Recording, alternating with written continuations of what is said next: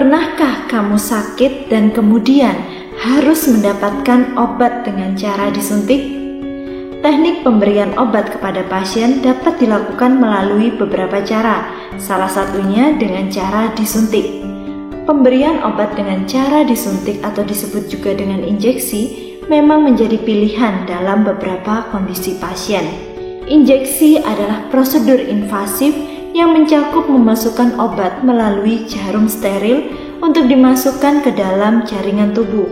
Ada 4 jenis injeksi yang dapat dilakukan, yaitu injeksi intravena, injeksi intrakutan, injeksi intramuskular, dan injeksi subkutan. Bagaimana melakukan prosedur pemberian injeksi yang benar?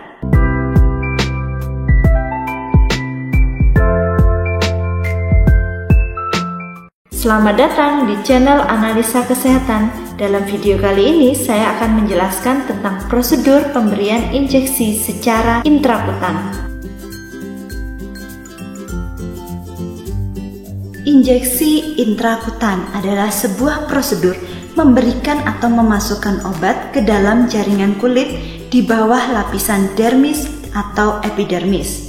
Untuk injeksi intrakutan ada beberapa tujuan pemberian. Yang pertama adalah untuk tes alergi obat, yang kedua untuk pemberian imunisasi BCG atau Bacillus Calmette-Guerin, dan yang ketiga adalah tes tuberkulin atau biasa dikenal dengan mantok tes.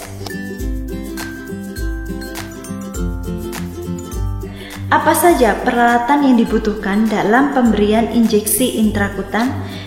Yang pertama yaitu handscoon. Handscoon ini digunakan untuk menyiapkan obat. Yang kedua yaitu bengkok. Yang ketiga adalah obat-obatan. Di sini ada pengencernya yaitu aquavides, alcohol swab, lalu spet 1 cc, bak instrumen, buku catatan pemberian obat dan ballpoint, serta safety box, dan bak sampah medis dan non-medis. Selanjutnya kita akan masuk pada pemberian injeksi secara intrakutan.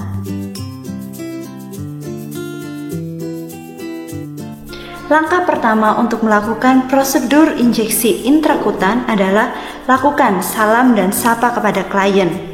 Jelaskan siapa petugas kesehatan yang bertugas untuk memberikan injeksi. Lakukan identifikasi klien untuk memastikan tadi benar klien. Dan yang keempat adalah jelaskan prosedur tindakan serta efek sampingnya. Dalam prosedur pemberian injeksi intrakutan, kita harus melakukan pengecekan alat terlebih dahulu. Yang pertama bengkok. Kita siapkan alcohol swab, bak instrumen berisi spet 1 cc dan obat. Dan jangan lupa ballpoint. Ingat selalu sebelum melakukan prosedur injeksi intrakutan kita harus mencuci tangan. Setelah mencuci tangan, kita bisa mendekatkan peralatan ke dekat pasien.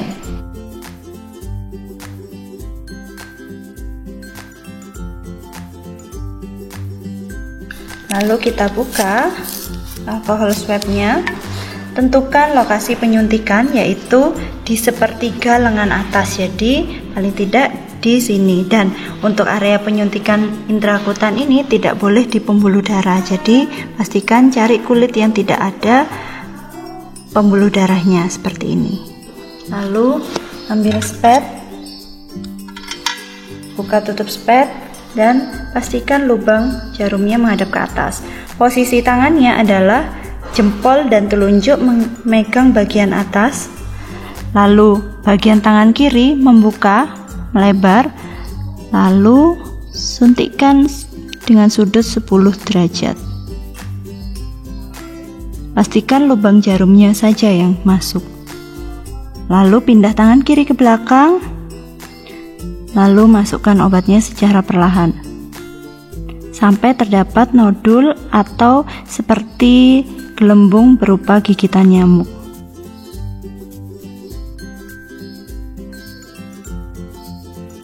Seperti ini cukup. Lalu kita kembali tangan kirinya ke atas tapi tidak meregangkan. Kita keluarkan spetnya. Dan ingat, Untuk injeksi intrakutan ini kita tidak perlu melakukan masase ringan.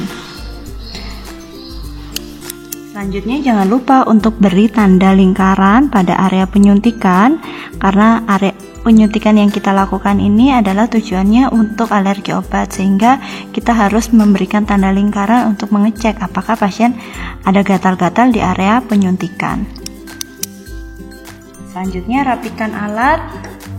Kembalikan alat ke tempatnya. Rapikan posisi pasien, lalu kita bisa mencuci tangan. Setelah mencuci tangan, kita dapat kembali ke klien untuk mengecek alergi obat setelah 10 sampai dengan 15 menit penyuntikan.